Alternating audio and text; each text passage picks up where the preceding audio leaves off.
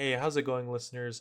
I want to officially welcome y'all to my first episode of Film Reel, the podcast where we go over the logistics behind making the money shot of your favorite films. My name is Angel Aviles. I wanted to give you guys some background on me so that you guys kind of get to know me. And in the comments below, I want to get to know y'all. So let me know what your guys' experiences in filmmaking and television making, broadcasting, and even if you have no experience, just tell me what you like about films. What's your favorite film? Personally, I've been really into Oppenheimer since it came out. I know it's super recent, so it's kind of recency bias. Before that, I would have to choose Uncut Gems for sure because the way Adam Sandler played that character was beautiful. The way the character was written was beautiful, and the way it was shot was great too. I mean, it was like 2 hours of straight anxiety, and something about those films, like it's weird because you're like given like an emotion that's like making you stressed out, but it's just so good. And I grew up watching like all the Adam Sandler films. I mean, my parents would showed us all of them, and I just think he's like one of the funniest guys on this planet. And seeing him in like a super serious role, I think he thrived in it, and it was great. So a little bit of my background in filmmaking. I started out in middle school doing theater casting crew. I was doing the lights and the mics during the musicals and the plays.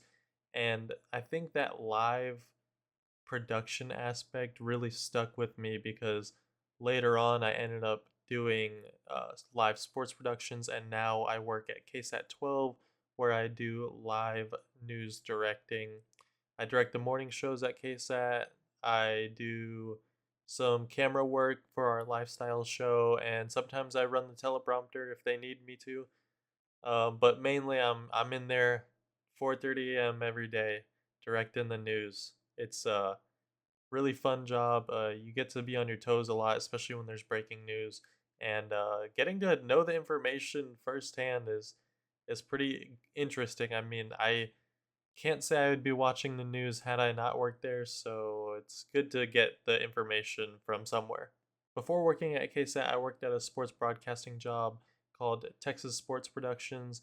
They shoot a bunch of the San Antonio high school sports around town, and I was a live broadcast director for them and on their bigger TV games, which were also on KSAT sometimes.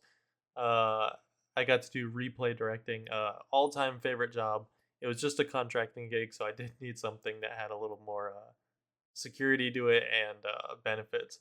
But it was all-time favorite job for me. I love everything about sports, everything about television broadcasting.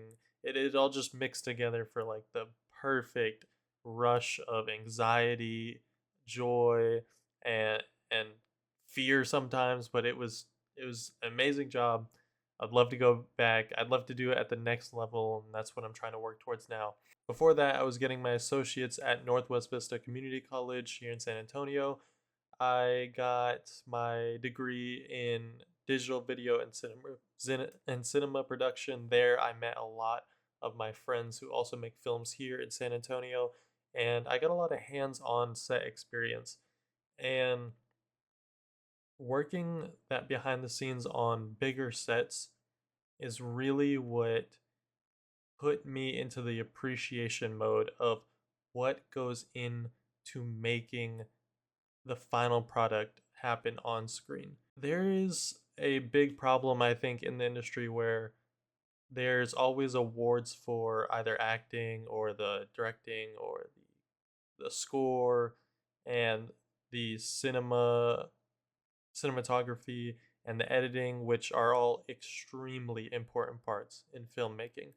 But I don't think that there's enough recognition for what goes down to the minute detail for what really has to get done for a film to happen, let alone the biggest shot that really sells people on the movie. I mean, we can go down to literally the PA that grabbed the coffee for the director that morning.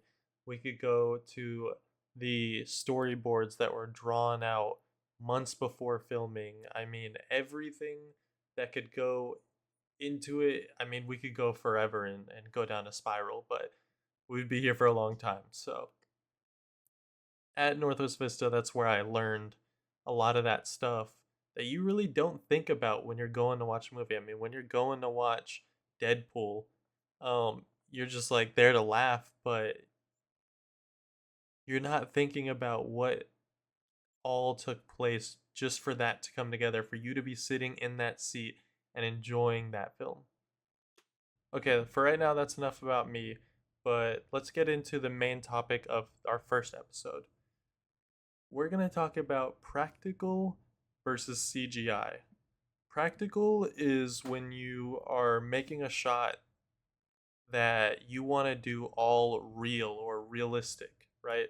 So let's say you have an explosion shot. You're like actually making the explosion out on your set.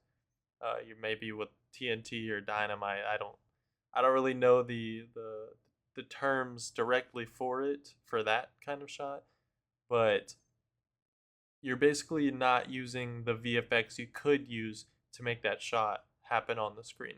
You're making it all realistic. You're probably getting permits. You got to get safety coordinators. You got to get stunt actors that are willing to put themselves in front of that explosion for the shot to happen. CGI, on the other hand, is making that explosion but with graphics and VFX, visual effects. So when we have that side, it starts to get a gray area of what's cheaper, what's easier to do, and what has the most effect on your audience. I mean, if you're exploding in a giant building, it's not exactly easy to recreate that shot practically, realistically. So if you want your viewers to have a really nice polished product and you really want a giant building exploded, then CGI is probably the route you need to go. But if you're exploding something smaller, maybe like a car, then maybe the VFX, which also was on a budget, can be cut down by you going out and exploding a car yourself and getting the shot there. And I think what's important about that is there's pros and cons to both sides, of course. But when you're writing that scene, I think what you really need to think about is what is more effective for my budget, for my audience, and for my crew. And once you are able to determine which side works better for you, then you need to go with that and you need to go running for it. Because if you do one of them, one or the other, halfway, it's not going to look the best. And the viewers will definitely notice. I mean, if you see a cheesy explosion that is very like graphic-y and VFX-y and it just doesn't look natural, then you're probably going to be a little bit blowing off that shot. And no one wants to put all that effort into it, and it just doesn't get recognized by anyone. And then on the other hand, if you have like the smallest explosion ever that you were able to do practically, props to you, but it might not get the recognition that you want. And that's what we're going to talk to our first guest of the podcast, Brian Sanchez. He's a UTSA film student. We're going to pick his brain today on whether he thinks practical is better, CGI is better, and logistically, when it comes to movie making, when it comes to making that money shot, what does Brian think are the hardships, the payoffs, and who deserves recognition in those times of trials? So earlier in the week, I got to talk to Brian, and here is a snippet from that. So today on Film Reel, our first guest of the podcast series, we have Brian Sanchez, UTSA film student. How are you doing today, Brian? Doing good, man. How are you doing? Doing great. So you worked on a couple sets before, right? Yes, I have. Okay, so the whole logistics of film reel is trying to get to know what goes behind the money shot of films. So hmm just to break the ice, we're gonna start with a little trivia game. I'm gonna give you an example of a movie shot, and you're gonna have to tell me if it was done with CGI or if it was done practical. Okay, You ready? I'm ready. Okay, so our first one is the Inception rotating hallway shot. Are you familiar with this? Yes. Okay. Oh, practical. Practical? That's for You're sure. right. Yeah. It was done practical. Do you know how it was Yes. done? It was done with. I mean, I don't know the exact terminology of the equipment, but I know for sure they had the entire set rigged up onto a like spinning contraption thing Yes. for the set to actually move, and of course the actors had to like adapt into that environment and everything. You Totally think didn't you could watch the walk behind the through that scenes. hallway? Uh, yes, but I mean it's kind of cut in half, right? Because the camera was actually right there. Yeah. You know what I mean? So I yeah. think I would fall and trip. Yeah, same here too. I mean, if anything, if it's moving around, I mean, what if you hit like a chandelier or something? Yeah, that's You true. know? Okay, so second one we have the Trinity test explosion from Oppenheimer. Hmm. I'm gonna say practical as well. That was also done practical. That one was used with like Yes. a bunch of chemicals, and Hmm. they just took a bunch of shots of that on the IMAX camera. And that was super cool to see. Like, I mean, the whole idea of that concept, just being created, is just seems so interesting to me. Like how they were able to just really tell it in a different format where you can still understand what's going on, but in a very stylistic and creative way. I thought that was really cool seeing it. Did you like the fact that that shot was all silent? Yes, I did. I think that was really just. If anything, you could feel the gravity more with it for some reason. At least that's what I got out of it with it when there was no sound. You know what I mean? Hmm. So, for listeners who haven't been on a set before, like yourself, what are some Mhm. of the unseen jobs that make that complex shot possible?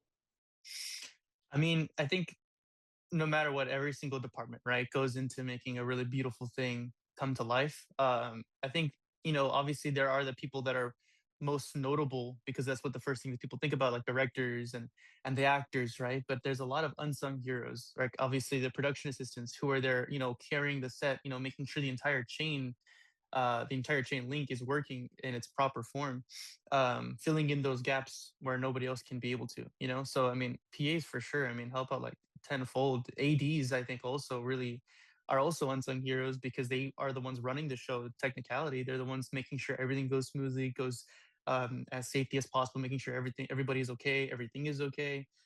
Because sometimes those things really are like lightning in a bottle, and they're the ones who I think also really make sure that lightning is properly kept, um but overall everybody, man, and even sound too. Sound is also like never really seen except for sound design maybe, but as far as the people who are actually recording the sound there, I feel like that's also very underestimated too, because that's also very tasking job for sure, because of the amount of things that may happen in a setup, may happen in a certain scene.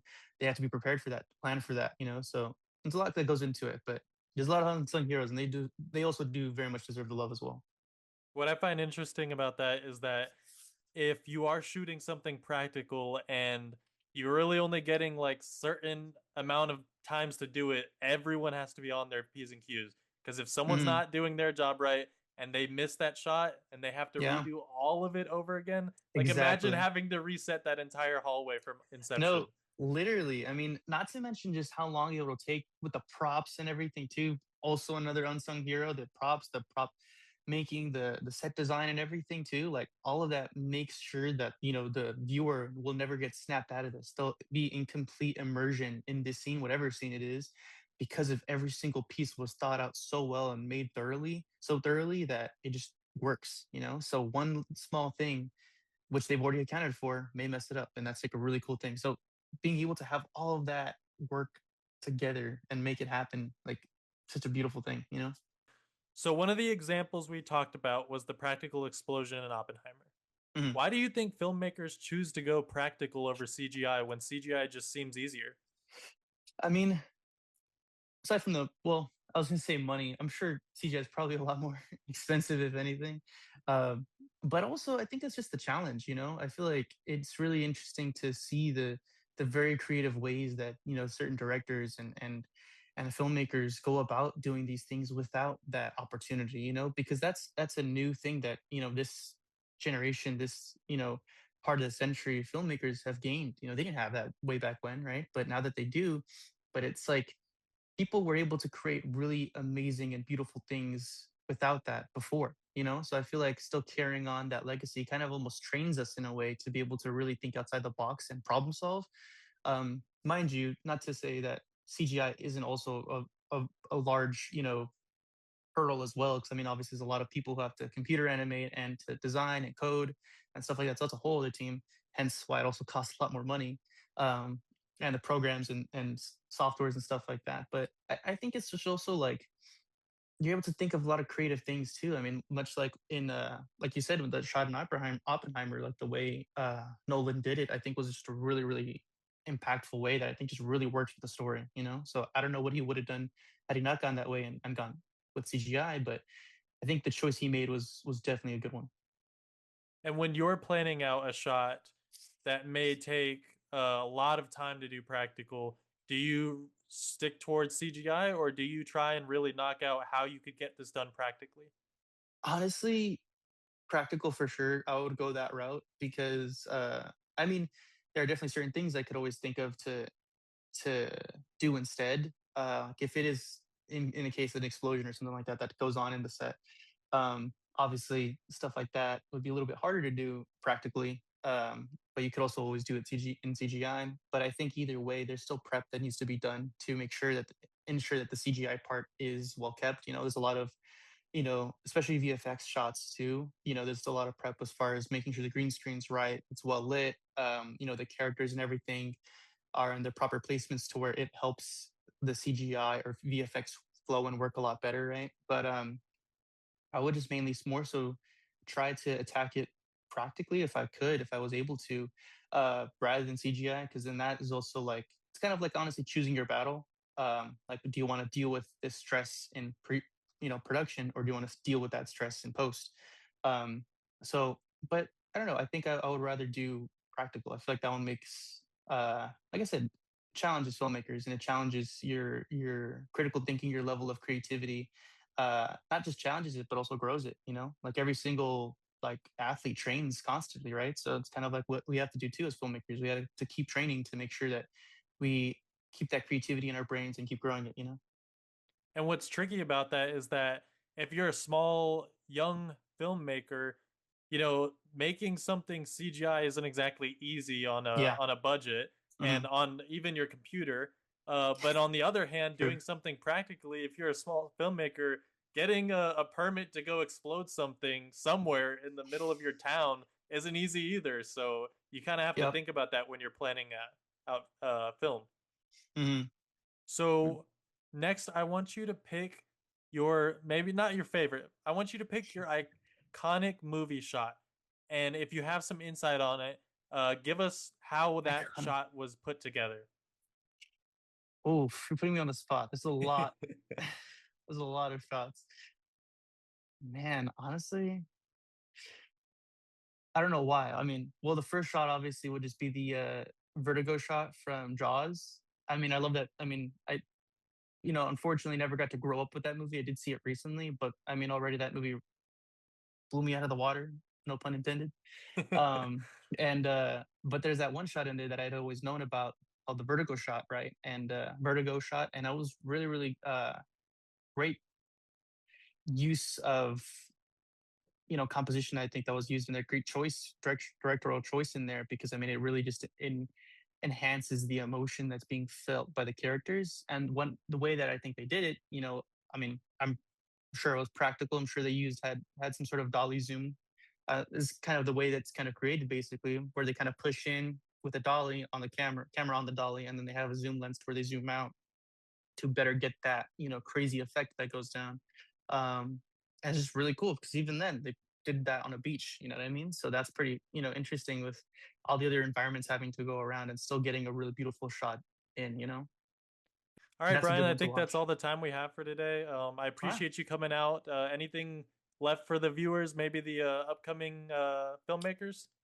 Uh, I always just say to keep having that curiosity with you. You know what I mean? Like at any point, I think that's always a really important thing. Whatever you're trying to do, I mean, it's with anything in filmmaking, especially in any specific role, having that curiosity, I think, will take you far. Because that's when really drives you to ask questions, really drives you to think outside the box, really drives you to. I always forget the phrase, but act, then ask for forgiveness later. Because that's when you're really able to take the risks that really grow you. And really, I think, get you far. Honestly. And is there anything we should look out for that's going to be from you or with you? Uh, Nothing anytime soon, but years to come, yes, for That's sure. great. All right. Thank you, Brian. Of course, man, anytime. All right. I've never heard truer words from a more sincere person. Brian, it was a pleasure having him on the podcast. Great first guest to have. I've worked with him on one of my short films that I produced called How, When, and Why. We got it admitted, we got it submitted into the San Antonio Film Festival. We were able to debut it at the Tobin Theater, and it was a great shoot. He's a great actor, also a great filmmaker. He does both. Man of many traits. It was a pleasure having him on the podcast today. It was a pleasure having him on my set. He's going to do big things for sure. I know it. I hope you guys enjoyed the interview from him. And let's get back to our topic at hand. Your favorite film, your favorite TV show, all has to deal with these sort of decisions on whether they want to go practical or if they want to go with CGI. And it's a difficult choice, for one. It's a money thoughtful choice, for two. And as someone who had to produce a short film before, the budget is a big deal. You can bring your creativity to levels you'll never imagine, but you need to be more creative with the way you spend your budget. And I think choosing between CGI and practical is one of the bigger decisions you have to make when you're making a film. So that's going to do it for our show today. I hope you guys did enjoy. I'll leave you with this. When you are making films, go out there and make the mistakes that need to be made. You're not going to learn whether or not CGI and practical is better for you until you do both. And once you make the mistakes in one of them, you will be better off in the other one, and vice versa, and even in their own fields. I mean, once you get the practice going, you'll be better off on your next shoot, your next set. I would say if you are a beginner going on sets, make sure you're learning from every single department. Like Brian was saying earlier, everyone is a hero in their own manner. The money shot of a film is not going to get completed if someone is not keeping up with their job. And that means everyone on set needs to be cohesive, and everyone needs to be doing what they need to do to be able to get that final product out. Hope you guys did enjoy. I'll see you guys in episode 2. Make sure you like and subscribe and comment down below your favorite practical or CGI shot from a movie.